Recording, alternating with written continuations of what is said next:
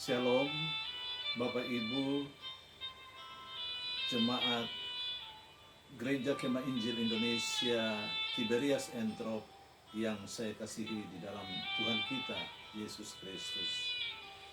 Selamat merayakan hari kenaikan Tuhan kita, Yesus Kristus ke surga.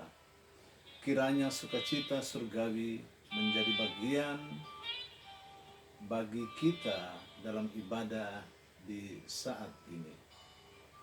Adapun firman Tuhan yang akan menjadi perenungan kita pada saat ini terambil dari kitab Kisah Para Rasul pasalnya yang pertama, ayatnya yang ke-6 sampai dengan ayatnya yang ke-11, dengan tema makna kenaikan Kristus bagi kita. Saya akan membacakan dan jemaat boleh mengikutinya dengan seksama. Yesus terangkat ke surga. Maka bertanyalah mereka yang berkumpul di situ, Tuhan, maukah Engkau pada masa ini memuliakan kerajaan bagi Israel? Jawabnya, Engkau tidak pernah mengetahui masa dan waktu yang ditetapkan Bapa sendiri menurut kuasanya. Tetapi kamu akan menerima kuasa kalau Roh Kudus turun ke atas kamu. Dan kamu akan menjadi saksiku di Yerusalem, di seluruh Yudea dan Samaria, dan sampai ke seluruh ujung bumi. Sesudah ia mengatakan demikian, terangkatlah ia disaksikan oleh mereka, dan awan menutupinya dari pandangan mereka. Ketika mereka sedang menatap ke langit, waktu ia naik itu, tiba-tiba berdirilah dua orang yang berpakaian putih di dekat mereka dan berkata kepada mereka, "Hai orang-orang Galilea, mengapakah kamu berdiri melihat ke langit? Yesus ini yang terangkat ke surga meninggalkan kamu, akan datang kembali dengan cara yang sama seperti kamu melihat dia naik ke surga."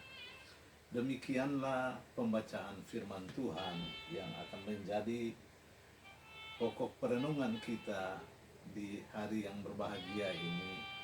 Hari kita memperingati kenaikan Kristus ke surga. Saudara yang Tuhan Yesus berkati, agar kita dapat memahami makna kenaikan Kristus bagi kita, maka ada beberapa hal yang perlu kita ketahui, antara lain. Bagian yang pertama atau poin A, bahwa kenaikan Yesus Kristus ke surga berarti ia dipisahkan dari murid-muridnya. Ia dipisahkan dari kita semua yang ada saat ini sebagai saleh-salehnya. Dan ia naik ke surga saat sedang bersama mereka, khususnya murid-murid, di atas Bukit Zaitun. Sebagaimana kelahirannya yang ajaib, demikian juga kenaikannya. Inilah saat Kristus dimuliakan setelah kebangkitannya. Itulah sebabnya Allah sangat meninggikan dia dan mengaruniakan baginya nama di atas segala nama, supaya dalam nama Yesus bertekuk lutut segala yang ada di langit dan yang ada di atas bumi, dan segala lidah mengaku Yesus Kristus adalah Tuhan bagi kemuliaan Allah Bapa. Dalam Filemon pasal 2 ayatnya yang ke-9, juga di dalam Efesus pasalnya yang pertama ayatnya yang ke-20 dan 21, dan juga dalam Ibrani pasalnya yang pertama ayat yang ketiga juga dinyatakan demikian. Oleh sebab itu ya saudaraku, ada beberapa hal yang dapat kita lihat dari bagian ini. Yang pertama, bahwa referensi tentang kenaikan dan kemuliaan Kristus dalam Mazmur 110 ayatnya yang pertama dan ayat pasalnya yang ke-68 ayatnya yang ke-19 dimuatkan bahwa Yesus bukan saja lemah lembut dan rendah hati, tetapi juga sebagai Tuhan yang telah dinaikkan dan dipermuliakan di dalam perjanjian baru. Ada kurang lebih 33 kali disebutkan tentang hal ini, bagaimana Yesus dipermuliakan. Poin yang kedua, perlunya kenaikan Kristus bagi kita semua. Kekasih dalam Kristus, sesudah kebangkitannya, Yesus mempunyai tubuh kebangkitan yang tidak dapat dibatasi oleh ruang dan waktu.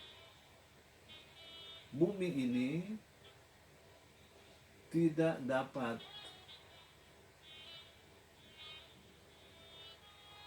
sudah tidak cocok lagi buat Tuhan Yesus.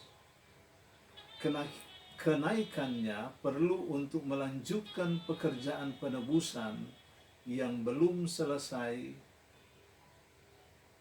dengan kebangkitannya. Oleh sebab itu, ia harus naik ke surga, duduk di sebelah kanan Allah, dan dari sana ia mencurahkan Roh Kudus-Nya dan menjadi Imam Besar Agung yang selalu mendoakan kita. Kenaikannya juga agar ia dapat disembah oleh semua umat manusia. Poin yang ketiga dari bagian ini saudaraku, bagian A ini adalah fakta tentang kenaikan Yesus. Ia naik ke surga dengan tubuh yang nyata serupa dengan tubuhnya ketika ia melayani bersama murid-muridnya. Hanya tubuhnya sekarang adalah tubuh yang dipermuliakan. Bekas paku pada tangan dan kaki dan bekas tombak pada lambungnya itu masih tetap ada. Saudara yang Tuhan Yesus kasihi, tubuh kemuliaan itu hanya terdiri dari tulang dan daging saja, karena darahnya telah tertumpah habis demi untuk menyucikan dosa-dosa kita, dosa saya dan dosa-dosa saudara. Di dalam Lukas 24 ayat 29, demikian juga saudara-saudara, tubuh kita akan diangkat dan akan serupa dengan tubuh kemuliaan Tuhan Yesus. Juga disebutkan di dalam 1 Korintus 15 ayatnya yang ke-51 dan ayatnya yang ke-52. Kekasih dalam Tuhan, poin yang keempat dari bagian A ini adalah bahwa Yesus telah menembus segala langit dan saat ini sedang duduk di sebelah kanan Allah Bapa. Di dalam Ibrani pasal 4 ayatnya yang ke-14 dan Efesus pasal 4 ayatnya ke-10 dikatakan Yesus telah menembus dan ditinggikan dari segala langit. Juga ada beberapa ayat yang mengatakan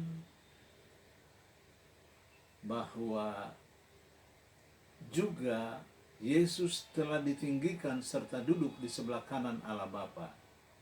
Oleh sebab itu saudara yang Tuhan Yesus kasihi, segala kuasa dan hak ada pada Yesus sebab ia telah menggenapi pekerjaan penebusannya.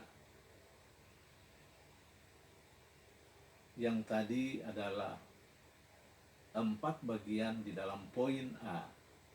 Sekarang kita melihat di dalam poin B atau bagian B. Maksud kenaikan Yesus ke surga. Yang pertama, saudaraku, Yesus kembali ke surga untuk menjadi perintis bagi kita. Ya. Dia adalah sebagai buah sulung. Di dalam Ibrani 6 ayatnya yang ke-20. Saudara dapat membacanya dan pasti saudara akan memahaminya. Itu poin yang pertama. Poin yang kedua, bahwa Yesus pergi ke surga untuk menyediakan tempat bagi saya dan bagi saudara. Di dalam Yohanes 14 ayatnya yang ke-23. Tentunya saya tidak akan membacakan, tapi saudara boleh membacakannya dan dapat memahaminya. Kemudian poin yang ketiga di bagian yang kedua ini, bahwa Yesus kembali ke surga untuk menghadap Allah Bapa guna kepentingan kita. Itu dinyatakan di dalam Ibrani pasal 9 ayatnya yang ke-24. Poin yang keempat dari bagian yang kedua, saudara. Di dalam Efesus 4 ayat yang ke-10 mengatakan bahwa Yesus ada di sebelah kanan Allah untuk memenuhi segala sesuatu serta menunggu waktunya untuk memerintah segenap alam semesta ini. Juga terdapat di dalam Ibrani pasal 10 ayatnya yang ke-12. Dan poin C adalah hasil kenaikan Yesus ke surga. Poin yang pertama dari bagian C ini, saudara, yaitu bahwa kenaikan Kristus memastikan bahwa kita dapat menghadapi hadirat Allah dengan hati yang berani. Dalam Ibrani 4 ayatnya yang ke-14 sampai dengan ayatnya yang ke-16, bahwa kenaikan Kristus memastikan kita untuk dapat menghadap hadirat Allah dengan hati yang berani. Poin yang kedua, bahwa kenaikan Kristus memberikan kepastian bahwa Roh Kudus dicurahkan atas orang yang menanti perintahnya. Yohanes 15 ayat 26, Efesus 4 ayat 8, dan Kisah Para Rasul 2 ayat 33 sampai dengan 36.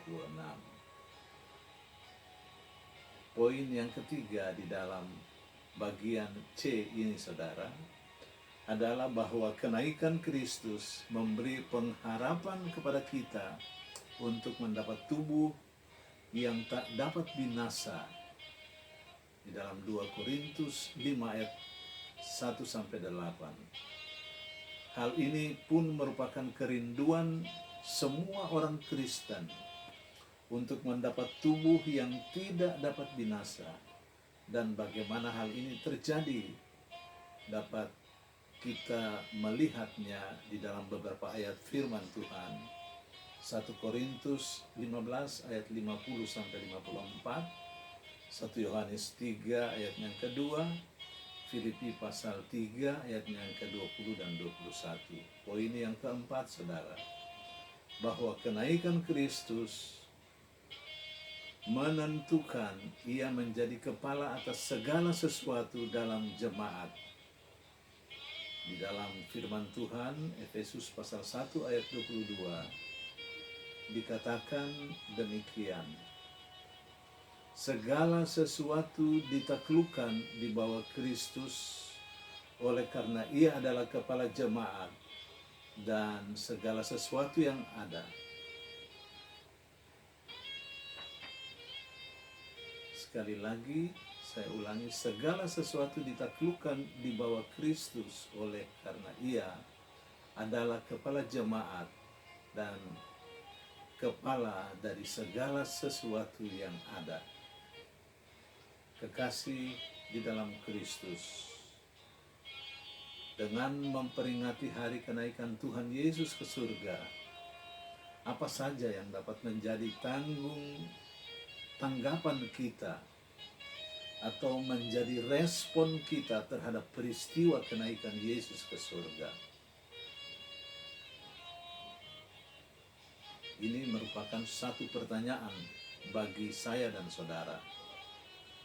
Dengan memperingati hari kenaikan Tuhan Yesus ini, apa saja yang dapat menjadi tanggapan kita atau respon kita terhadap peristiwa kenaikan Yesus ke surga?